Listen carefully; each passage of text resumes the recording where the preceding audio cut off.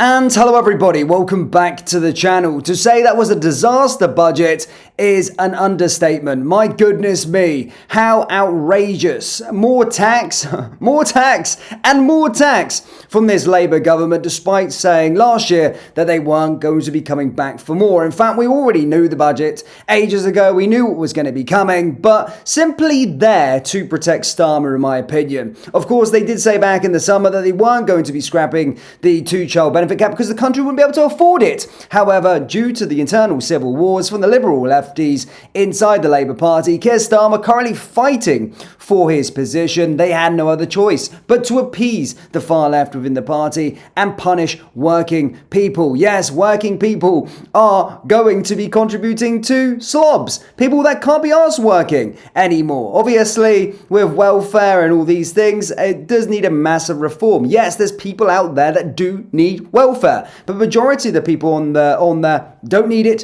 whatsoever. And we see a budget now where Labour are catering towards them whilst punishing working people and hard working people that may be. Farmers have been protesting, of course, outside the Houses of Parliament, police arresting them. Scandalous scenes, and maybe I'll have to dedicate another video for this. But guys, we're going to watch Rachel Reeves get absolutely destroyed by the leader of the opposition, calls for her to resign, obliterates her, and again, it's a glorious watch. And again, I'm no conservative, but she speaks the full truth in this, and Rachel Reeves must resign along with Keir Starmer. Have a watch. I now call the Leader of the Opposition. Leader of the Opposition.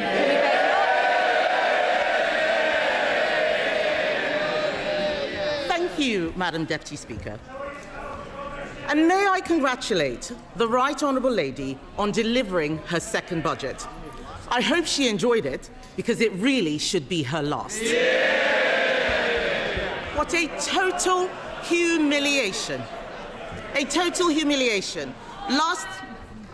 Can colleagues who are exiting the chamber do so swiftly so we can focus on the Leader of the Opposition? Swiftly exit, quietly. Right. Leader of the Opposition. It's a total humiliation, Madam Deputy Speaker. Last year, she put up taxes by £40 billion, the biggest tax rate in British history. She promised that she wouldn't be back for more. She swore it was a one-off. She told everyone that from now on, it would be stability and she would pay for everything with growth. Today, she has broken every single one of those promises. If she had any decency, she would resign. At the last budget, she said she was proud to be the country's first ever female chancellor. After this budget, she will go down as the country's worst ever chancellor.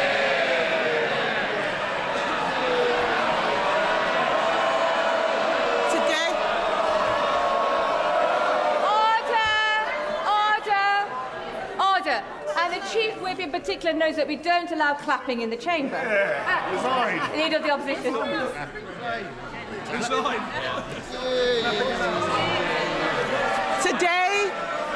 Today she has announced a new tax rate of £26 billion.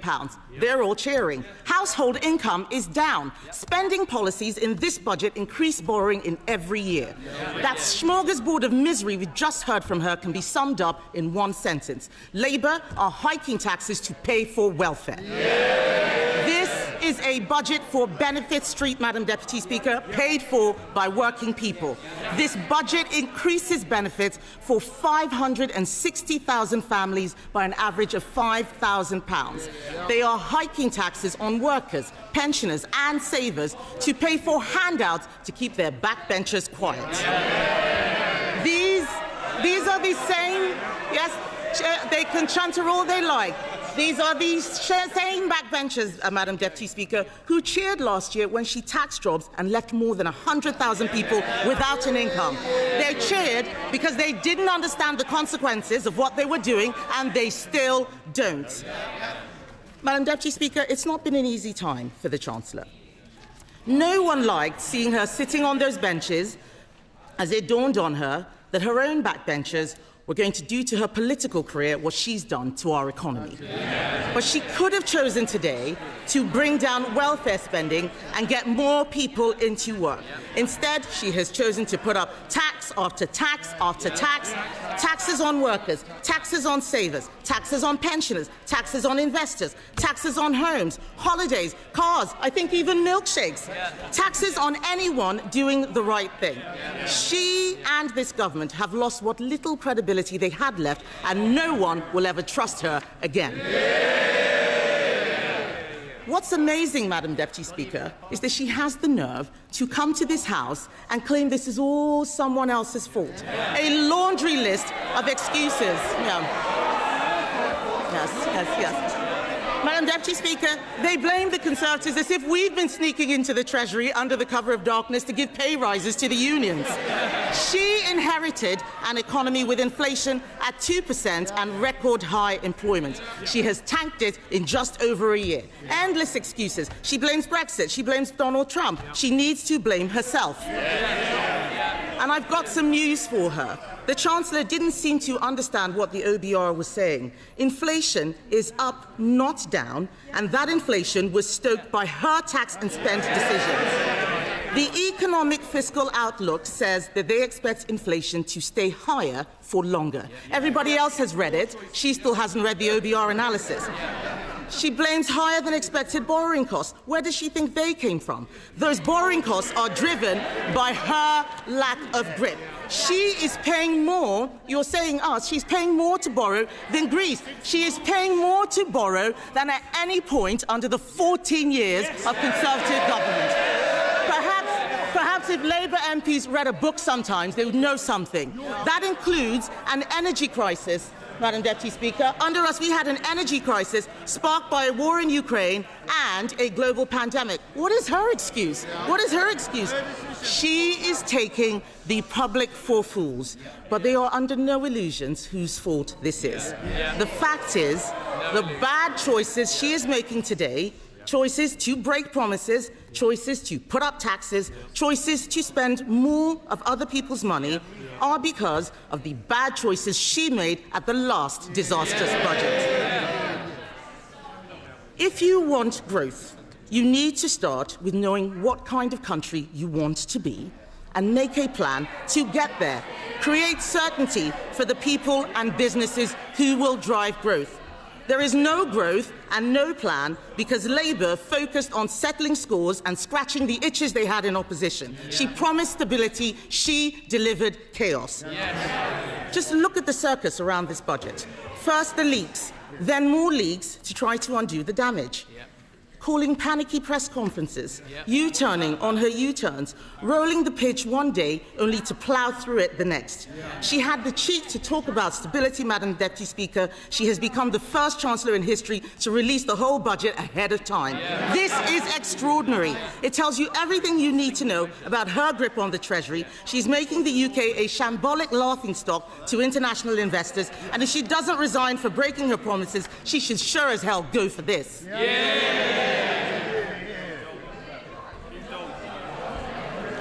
But, Madam Deputy Speaker, what have we got for all this chaos and disorder?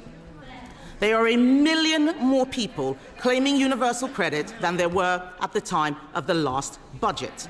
Government spending, up.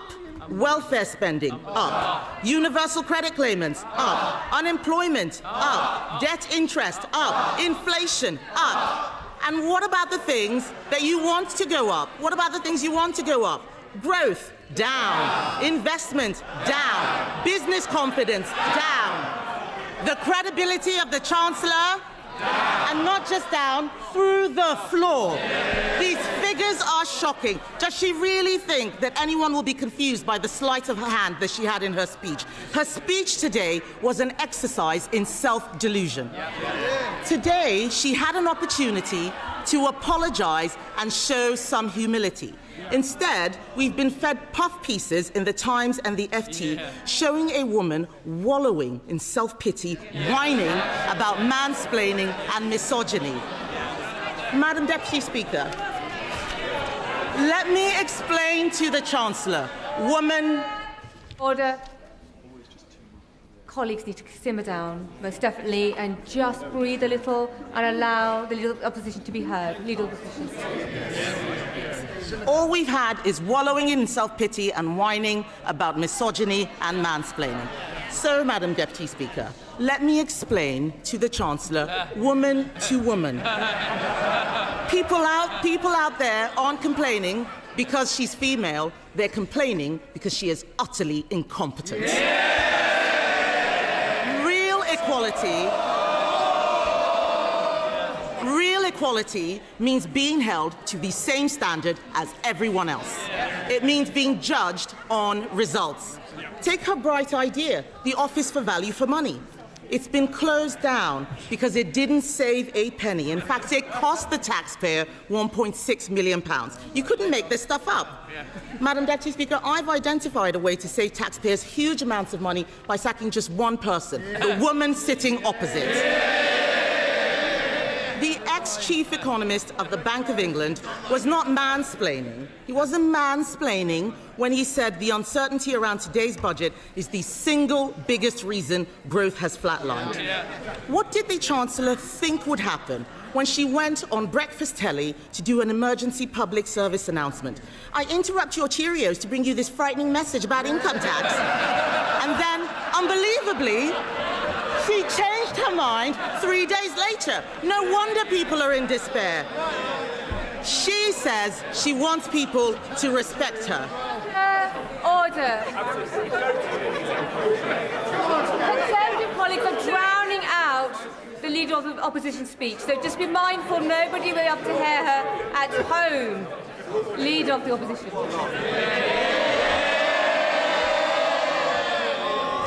Madam Deputy Speaker, she says she wants people to respect her. Respect is earned. She apparently told Labour MPs this week,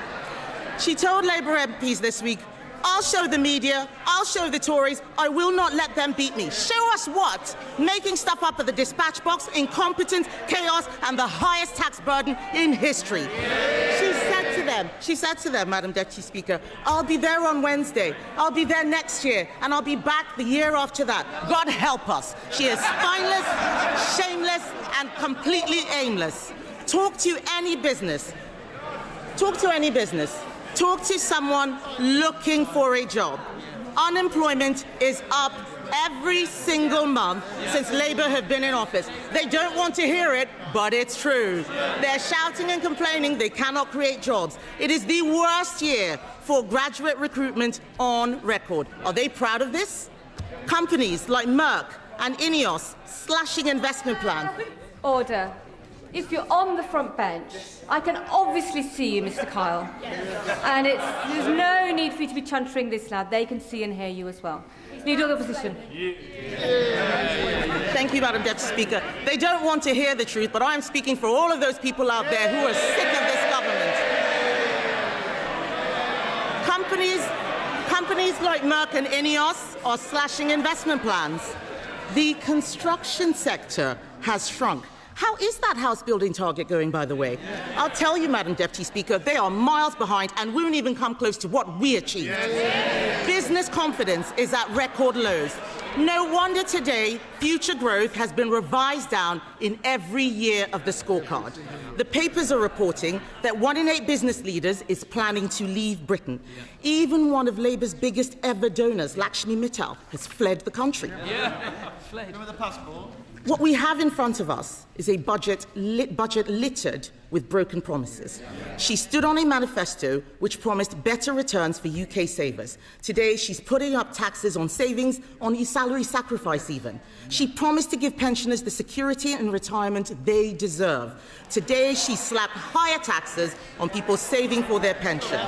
She promised to make Britain the best place in the world to invest and do business. Today, she has raised the dividend tax rates. She and the Prime Minister had already broken their promise to freeze council tax, but today she's decided to go even further, introducing a new property tax clobbering family homes that will only raise small amounts. This is Labour's Britain. This is Labour's Britain. People who work hard, Madam Deputy Speaker, people who work hard and save hard to buy their homes get taxed more, while those who don't work, who in some cases refuse to work, get their accommodation paid for by taxpayers. And then to top it all off, because taxing your home, your car, your savings and your pension wasn't enough, she has, by her own admission, broken her manifesto promise on income tax. Because in the last budget, she said, and I quote, "I am keeping every single promise on tax that I made in our manifesto, so there will be no extension of the freeze in income tax threshold." She said in that budget that extending the threshold freeze would hurt working people and take money out of their payslips. But today, she has done exactly that. Why should anyone believe anything she's promised in this budget? And so where is the money going? Small changes to rail fares and prescriptions, these are distractions while she steals your wallet. The real story here, Madam Deputy Speaker, the real story is that Labour have lost control of welfare spending. Not only will working people have their tax thresholds frozen while benefits go up in line with inflation, not only have Labour abandoned reforms that would have saved the taxpayer £5 billion after pressure from these backbenchers, today they have added another £3 billion to the bill by scrapping the two-child benefit cap. We introduced that cap, Madam Deputy Speaker, because it means people on benefits have to make the same decisions about having children as everyone else. Even Labour voters know that it strikes the right balance between supporting people who are struggling and protecting taxpayers who are struggling themselves. Just this summer, the Chancellor admitted that lifting the two-child benefit cap was not affordable. But that was before the Prime Minister accidentally fired the starting gun on the race to replace him. So now he and the Chancellor are buying the votes of their own MPs with taxpayers' money. If she wants to reduce child poverty, she should stop taxing their parents and stop destroying their jobs. She congratulated herself on a new tax on landlords. Let me tell her this. Hiking tax on landlords will only push up rents. It will push landlords out of the market. The people who will suffer are the tenants. And then she talks about taxes on electric vehicles. These changes will hit rural drivers the hardest, but we know that Labour don't care about rural people. All this budget delivers is higher taxes and out-of-control spending. Nobody voted for this. The Chancellor must take responsibility. She chose to impose the jobs tax, driving unemployment higher month after month. She chose to abandon welfare reform, meaning the benefits bill is spiralling. She chose to spend more and more money she didn't have, leaving taxpayers to foot the bill. She is out of money, out of ideas, out of her depth, and she has run out of road. The country simply cannot afford a Chancellor who can't keep her own promises. Her position is untenable, and she knows it. She's talking to the Chancellor. Is he mansplaining to you, by the way? Is he mansplaining? Do you want some help? Would you like some help? What the Prime Minister should do is grow a backbone and sack her. But he won't, because he knows if she goes down, he goes down with her. So we're stuck with them both, Laurel and foolhardy. Does she have any sympathy for the people facing Christmas without a salary because of her jobs tax? For the retailers who are suffering sleepless nights because of their plummeting Christmas sales? People out there are crying. Last year, we had the horrors of the Halloween budget. This year, it's the nightmare before Christmas. And as for her, she's the unwelcome Christmas guest, 10 minutes through the door, and she's eaten all the Quality Street, Madam Deputy Speaker.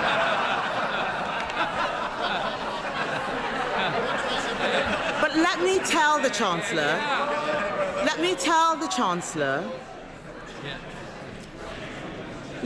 Chancellor something she has forgotten. Behind every line in today's Red Book is a family, a home, a lifetime of work and sacrifice.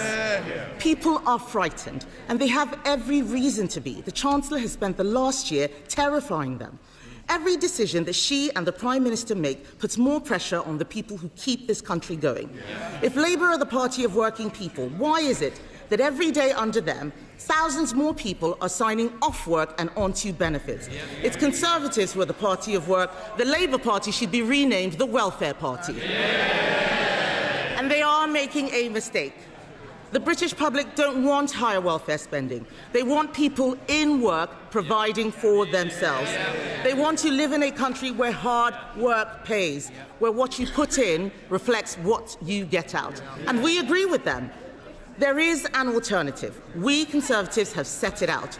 This budget could have saved £47 billion, including £23 billion from welfare. She could have applied our golden economic rule, allocating half of those savings to cutting the deficit and using the rest to cut taxes. Oh, they're all pretending they're not listening. It's the shame of the mess they've made. It's the shame of the mess they've made. Order. Mr. Vince. Mr. Thompson, you're so enthusiastic. I was worried you were going to knock Mr. War off his chair a moment ago, so we need to calm down and breathe, and we need to ensure that we can hear the Leader of the Opposition. Kemi Badenoch. Even the dog is laughing at the Chancellor, Madam Deputy Speaker. She could have applied our golden economic rule, allocating half of those savings to cutting the deficit, using the rest to cut taxes. She could have abolished stamp duty on homes to get the housing market moving, abolished business rates on shops to breathe life into our high streets. She could have introduced our cheap power plan. It saves a lot more money than what she announced would bring down energy costs for homes and businesses. That's what she should have done. She should be on the side of people who get up and go to work, people who take a risk to start a company, people working all hours to keep their business afloat. She should be on the side of the farmer, trying to hand something over to the next generation. The investor, deciding whether to spend their money in the UK or elsewhere. She should be on the side of the young person, looking for their first job. The saver, doing the right thing and putting money away for a rainy day. The pensioner, trying to enjoy a decent retirement. This country works when you make the country work for them. Only the Conservatives are on their side, Madam Deputy Speaker, and our plan for them is simple. Bring down energy costs, cut spending, cut tax, back business, and get Britain working again.